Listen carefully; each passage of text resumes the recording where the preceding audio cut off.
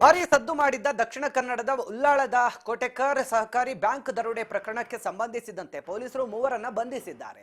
ಸದ್ಯ ಬ್ಯಾಂಕ್ನಲ್ಲಿ ಸುಮಾರು 10 ರಿಂದ 12 ಕೋಟಿಯಷ್ಟು ದರೋಡೆ ಮಾಡಿದ ಬಳಿಕ ಆರೋಪಿಗಳು ತಿರುವಣಮಲೆಯಲ್ಲಿ ಪರಾರಿಯಾಗಿದ್ರು, ಅಲ್ಲಿ ತಲೆಮರೆಸಿಕೊಂಡಿದ್ರು. ಇದೀಗ ಮಂಗಳೂರು ಪೊಲೀಸರು ಕಾರ್ಯಾಚರಣೆ ನಡೆಸಿ ಮೂವರನ್ನ ಬಂಧಿಸುವಲ್ಲಿ ಯಶಸ್ವಿಯಾಗಿದ್ದಾರೆ. ಈ ಬಗ್ಗೆ ಖುದ್ದು ಮಂಗಳೂರು ಪೊಲೀಸ್ ಆಯುಕ್ತ ಅನುಪಮ್ ಅಗರ್ವಾಲ್ ಖಚಿತಪಡಿಸಿದ್ದು, ತಮಿಳುನಾಡು ಮೂಲದ ಮುಂಬೈ ಮೂಲದ ಗ್ಯಾಂಗ್ನ ಮುರಗಂಡಿ ದೇವರ್ ಪ್ರಕಾಶ್ ಅಲಿಯಾಸ್ ಜೋಶ್ವಾ ಮನಿ ಬೆನ್ನಹನ್ ಬಂಧಿತರಾಗಿದ್ದಾರೆ. ಇದೇ ವೇಳೆ ದರೋಡೆಕೋರರ ಬಂಧನದ ಬಗ್ಗೆ ಮಂಗಳೂರು ಪೊಲೀಸ್ ಆಯುಕ್ತ ಅನುಪಮ್ ಅಗರ್ವಾಲ್ ಮಾಹಿತಿಯನ್ನು ನೀಡಿದ್ದು, ಬಂಧಿತರಿಂದ 2 ಗೋಣಿಚೀಲ, ತಲ್ವಾರ್, 2 ಪಿಸ್ತೂಲ ಜಪ್ತಿ ಮಾಡಿದ್ದೇವೆ. ಬಂಧಿತ ಆರೋಪಿಗಳು ತಮಿಳುನಾಡಿನ ತಿರುವಣಮಲೆಯಲ್ಲಿ ವಾಸವಾಗಿದ್ರು. ಅವರು ತಿರುವಣಮಲೆಯ ಮೂಲದವರು ಕೂಡ ಅಂತ ಹೇಳಿದ್ದಾರೆ.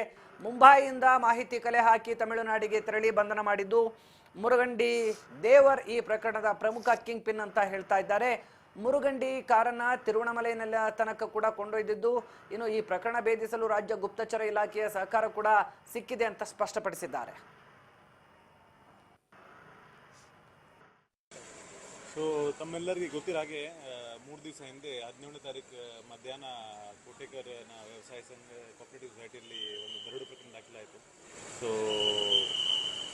ಆ ದಿವಸ ಸುಮಾರು 4 ಜನ ಅದು ಬ್ಯಾಂಕ್ಗೆ ನುಗ್ಗಿ ಅಲ್ಲಿ ದರೋಡೆ ಮಾಡಿ ಅವರೊಂದು ಕಾರ್ ಮುಖಾಂತರ ಇಲ್ಲಿಂದ ಎಸ್ಕೇಪ್ ಆಗಿದ್ರು. ನಂತರ ನಾವು ಈ ಕೇಸನ್ನು ಉಳ್ಳಾಲ್ ಪೊಲೀಸ್ ಸ್ಟೇಷನ್ನಲ್ಲಿ ದಾಖಲು ಮಾಡಿ ಇನ್ವೆಸ್ಟಿಗೇಷನ್ ಪ್ರಾರಂಭ ಮಾಡಿದ್ದೀವಿ. ಸೊ ಈ ಕೇಸಲ್ಲಿ ಕಳೆದ 3 ದಿವಸದಲ್ಲಿ ನಮ್ಮ ಊರು ತುಂಬ ಒಂದು ಹಾರ್ಡ್ ಎಫರ್ಟ್ಸ್ ಹಾಕಿ ಈ ಕೇಸ್ಗೆ ಡಿಟೆಕ್ಟ್ ಮಾಡಿದ್ದಾರೆ. ಸೊ ಪ್ರಮುಖವಾಗಿ ಇದು ಕೇಸ್ ಪೂರ್ತಿ ಬ್ಲೈಂಡ್ ಕೇಸ್ ಇತ್ತು. ಯಾಕೆಂದರೆ ಇದು ಬ್ಯಾಂಕ್ ಬ್ರಾಂಚ್ಗೆ ಎಂಟರ್ ಆಗುವಾಗ ಅಲ್ಲಿ ಯಾವುದು CCTV ಕ್ಯಾಮ್ರಾ ಇರಲಿಲ್ಲ ಮತ್ತು ಯಾವುದು ಎವಿಡೆನ್ಸ್ ಇರಲಿಲ್ಲ. ಆದರೆ ಸದ್ಯ ಉಳ್ಳಾಳದ ಕೋಟೆಕರ್ ಸಹಕಾರಿ ಬ್ಯಾಂಕ್ನಲ್ಲಿ 12 ಕೋಟಿ ರೂಪಾಯಿ ದರೋಡೆ ಆಯಿತು. ಈ ಪ್ರಕರಣ ಇಡೀ ರಾಜ್ಯವನ್ನಂತೂ ಭಯ ಹುಟ್ಟಿಸುವಂತೆ ಮಾಡಿತ್ತು. ಸುಮಾರು ಮಧ್ಯಾಹ್ನ 1:10ಕ್ಕೆ ಕೋಟೆಕರ್ ಸಹಕಾರಿ ಬ್ಯಾಂಕ್ಗೆ ದರೋಡೆಕೋರರು ನುಗ್ಗಿದ್ರು. ಕೇವಲ 5 ನಿಮಿಷ ಟೈಮ್ ತಗೊಂಡಿದ್ದವರು ಇಡೀ ಬ್ಯಾಂಕನ್ನು ಕಬ್ಜಾ ಮಾಡಿಬಿಟ್ರು. 5 ನಿಮಿಷದಲ್ಲಿ ಬ್ಯಾಂಕಲ್ಲಿ ಸಿಕ್ಕಿದ ಬಕ್ಕಿ ಎಲ್ಲದನ್ನು ಕೂಡ ದೋಚಿ ಗೋಣಿಚೀಲಕ್ಕೆ ತುಂಬಿಕೊಂಡು ಕಾರ್ ಹಾಕೊಂಡು ಪರಾರಿ ಆಗಿದ್ದು. ಸುಮಾರು 12 ಕೋಟಿಯಷ್ಟು ಹಣವನ್ನ ದೋಚಿದ್ರು. ದರೋಡೆ ಆದ ಮೇಲೂ ಕೂಡ ತನಿಖೆಯ ಹಾದಿ ತಪ್ಪಿಸೋದಕ್ಕೆ ಖತರ್ನಾಕ್ ಕಳ್ಳರು ಸಾಕಷ್ಟು ಪ್ಲಾನ್ಗಳನ್ನು ಮಾಡ್ಕೊಂಡಿದ್ರು.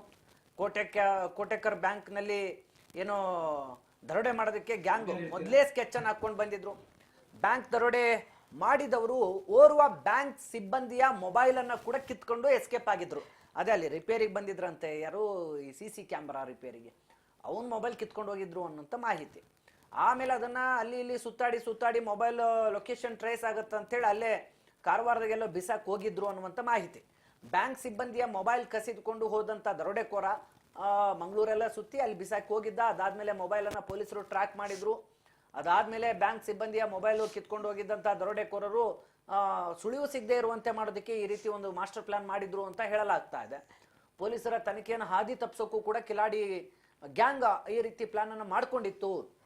ಅಂದ್ರೆ ಮೊಬೈಲ್ ಟ್ರೇಸ್ ಮಾಡ್ತಾರೆ, ನಮ್ಮನ್ನ ಇಲ್ಲೇ ಹುಡುಕ್ತಾರೆ, ನಾವು ಇಲ್ಲಿಂದ ಬೇರೆ ಕಡೆ ಎಸ್ಕೇಪ್ ಆಗ್ಬೋದು ಅಂತ ಹೇಳಿ ಅವ್ರಿಗೊಂದು ಅಂದಾಜಿತ್ತು. ಸೊ ಸದ್ಯ ಸಿಬ್ಬಂದಿಯೇ ಶಾಮೀಲ್ ಆಗಿದ್ದಾರೆ ಅನ್ನುವಂಥ ಶಂಕೆ ವ್ಯಕ್ತವಾಗಿತ್ತು. ಅದಕ್ಕೆ ಸಂಬಂಧಪಟ್ಟಂತೆ ಕೂಡ ವಿಚಾರಣೆ ನಡೆಸಿದ್ದಾರೆ. ಕದಿಮರ ಒಂದು ತಂಡ ಮೊಬೈಲ್ ಎಸೆದು ಪರಾರಿ ಆದ್ರೆ ಅವರು ಇನ್ನೊಂದು ತಂಡವನ್ನು ಕೂಡ ಮಾಡ್ಕೊಂಡಿದ್ರು. ಇನ್ನೊಂದು ತಂಡದ ಮೂಲಕ ಒಬ್ರು ಪೊಲೀಸರ ದಿಕ್ಕನ್ನ ಡೈವರ್ಟ್ ಮಾಡೋದು, ಇನ್ನೊಬ್ಬರ ಕೆಲಸ ಆ ಹಣನ ಸುರಕ್ಷಿತ ಸ್ಥಳಕ್ಕೆ ಕೊಂಡೊಯ್ಯೋದು. ಈ 2 ರೀತಿಯ ಪ್ಲಾನ್ ಅನ್ನ ಮಾಡ್ಕೊಂಡು ಪೊಲೀಸರನ್ನ 2 ದಿಕ್ಕಿನಡೆ ಕೂಡ ಸೆಳೆಯುವಂತ ಪ್ರಯತ್ನ ಮಾಡಿ ಎಲ್ಲ ಖತರ್ನಾಕ್ ಐಡಿಯಾಗಳಂತೂ ಇತ್ತು. ಯಾವ ಟೈಮಲ್ಲಿ ಹೋದ್ರೆ ಒಳ್ಳೇದು, ಯಾಕೆಂದ್ರೆ ಅವತ್ತು ಶುಕ್ರವಾರ 1 ಗಂಟೆ ಮೇಲೆ ನಮಾಜ್ ಇರುತ್ತೆ. ಸೊ ಜನ ಜಾಸ್ತಿ ಇರಲ್ಲ, ಯಾಕೆಂದ್ರೆ ಅಲ್ಲಿ ಜಾಸ್ತಿ ಮುಸ್ಲಿಮ್ಸ್ ಇರೋ ಏರಿಯಾ ಆಗಿತ್ತು. ಆಮೇಲೆ ಅವತ್ತೇ ಮುಖ್ಯಮಂತ್ರಿಗಳು ಮಂಗಳೂರಿಗೆ ಬಂದಿದ್ರು. ಮಂಗಳೂರಲ್ಲಿ ಅವರು ಬೇರೆ ಕಾರ್ಯಕ್ರಮದಲ್ಲಿದ್ರು, ಹಾಗಾಗಿ ಅವರಿಗೆ ಫುಲ್ ಬಿಗಿ ಬಂದೋಬಸ್ತನ್ನು ಕೊಟ್ಟಿದ್ರು. ಅದಾದ್ಮೇಲೆ ಇತ್ತ ಬ್ಯಾಂಕಲ್ಲೂ ಕೂಡ ಸೆಕ್ಯೂರಿಟಿ ಗಾರ್ಡ್ ಇಲ್ಲ, CC ಕ್ಯಾಮ್ರಾ ರಿಪೇರಿಗೆ ಬಂದಿದೆ ಅನ್ನುವಂಥ ಮಾಹಿತಿ ಇದೆ. ಸೊ ಈ ಎಲ್ಲ ಪ್ಲಾನ್ಗಳನ್ನ ಮೊದಲೇ ಈ ಕದಿಮರ ಗ್ಯಾಂಗ್ ಏನ್ ಮಾಡಿತ್ತು, ಕಲೆ ಹಾಕಿತ್ತು. ಅವ್ರು ಯಾರು ಕೂಡ ನಮ್ಮ ಕರ್ನಾಟಕದವರಲ್ಲ, ಬಟ್ ಕರ್ನಾಟಕದ ಅಥವಾ ಬ್ಯಾಂಕ್ನ ಸಿಬ್ಬಂದಿ ಅಥವಾ ಸ್ಥಳೀಯರ ಯಾರಾದ್ರೂ ಒಬ್ಬರ ಸಂಪರ್ಕದಲ್ಲಂತೂ ಅವ್ರು ಇಲ್ಲದೆ ಇಷ್ಟೆಲ್ಲ ಮಾಡೋದಕ್ಕೆ ಸಾಧ್ಯ ಇಲ್ಲ ಅನ್ನೋದು ಸದ್ಯ ಪೊಲೀಸರಿಗಿರ್ತಕ್ಕಂಥ ದಟ್ಟ ಅನುಮಾನ. ಈಗ ಬೆಂಡೆತ್ತಿದ ಮೇಲೆ ಎಲ್ಲವೂ ಕೂಡ ಹೊರಗೆ ಬರುತ್ತೆ. ಬಟ್ ಆದ್ರೆ ಈ ಖತರ್ನಾಕ್ ಕದಿಮರು ಮಾಡಿರುವಂತ ಕೆಲಸಕ್ಕೆ ಸದ್ಯ ಪೊಲೀಸರಂತೂ ಬಹಳ ಹೈರಾಣಾಗಿದ್ರು. ಮುಂಬೈನಲ್ಲಿ ಟ್ರೇಸ್ ಆಯ್ತು, ಮುಂಬೈಗೆ ಎಲ್ಲಿಗೋ ಹೋಗ್ಬೇಕಾಯ್ತು, ಅಲ್ಲೊಂದು ತಂಡ ಇದ್ರ ಬಗ್ಗೆ ಮಾಹಿತಿ ಕಲೆ ಹಾಕಬೇಕಾಯ್ತು. ಆಮೇಲೆ ತಮಿಳುನಾಡು, ಕೇರಳ ಮತ್ತು ಕಾಸರಗೋಡಲ್ಲೇ ಹುಡುಕ್ಬೇಕಾದ ಪರಿಸ್ಥಿತಿ ಕೂಡ ಬಂತು. ಹೀಗೆ ನಾನಾ ರೀತಿಯಾಗಿ ಪೊಲೀಸರ ತಂಡ ಒಟ್ಟಿನಲ್ಲಿ ಯಶಸ್ವಿಯಾಗಿ ಕೊನೆಗೂ ಈ ಆರೋಪಿಗಳೇನಿದ್ದಾರೆ ಅವ್ರನ್ನ ಬಂಧಿಸುವಲ್ಲಿ ಯಶಸ್ವಿಯಾಗಿದ್ದಾರೆ. ಬಟ್ ಈ ಆರೋಪಿಗಳಿಗೂ ಮುಂಬೈ ಮೂಲದ ಒಂದಷ್ಟು ದರೋಡೆಕೋರರ ಲಿಂಕ್ ಇದೆ, ದೊಡ್ಡ ದೊಡ್ಡ ಕದೀಮರ ಲಿಂಕ್ ಇದೆ, ಇವರ ನೆಟ್ವರ್ಕ್ ಕೂಡ ತುಂಬಾ ದೊಡ್ಡದು ಅನ್ನೋದನ್ನ ಸದ್ಯ ಪೊಲೀಸರು ತಮ್ಮ ತನಿಖೆಯಲ್ಲಿ ಮಾಹಿತಿಯನ್ನು ಕಲೆ ಹಾಕಿದ್ದಾರೆ ಅನ್ನುವಂಥದ್ದು ಕೂಡ ಸ್ಪಷ್ಟವಾಗ್ತಾ ಇದೆ. ಹೀಗೆ ಸದ್ಯಕ್ಕೆ ಆರೋಪಿಗಳನ್ನ ಎಡೆಮುರಿ ಕಟ್ಟಿರುವಂತಹ ಪೊಲೀಸರು ಅವ್ರ ಬಳಿ ಇದ್ದಂತ ಗೋಣಿಚೀಲ, ಆಮೇಲೆ ತಲ್ವಾರ, ಪಿಸ್ತೂಲ ಇವೆಲ್ಲ ಕೂಡ ವಶಕ್ಕೆ ಪಡ್ಕೊಂಡಿದ್ದಾರೆ. ಸೊ ಮುಂದಿನ ದಿನಗಳಲ್ಲಿ ಎಷ್ಟು ಅಮೌಂಟ್ ರಿಕವರಿ ಆಗಿದೆ, ಇವ್ರಿಗೆ ಯಾರು ಸಪೋರ್ಟ್ ಕೊಟ್ಟರು, ಸ್ಥಳೀಯರ್ದು ಯಾರ್ದಾರ್ದು ಸಪೋರ್ಟ್ ಇದೆಯಾ, ಇದೆಲ್ಲವೂ ಕೂಡ ಮುಂದಿನ ದಿನಗಳಲ್ಲಿ ಪೊಲೀಸರು ಬಾಯ್ ಬಿಡಿಸ್ತಾರೆ, ಕಾದ್ ನೋಡೋಣ.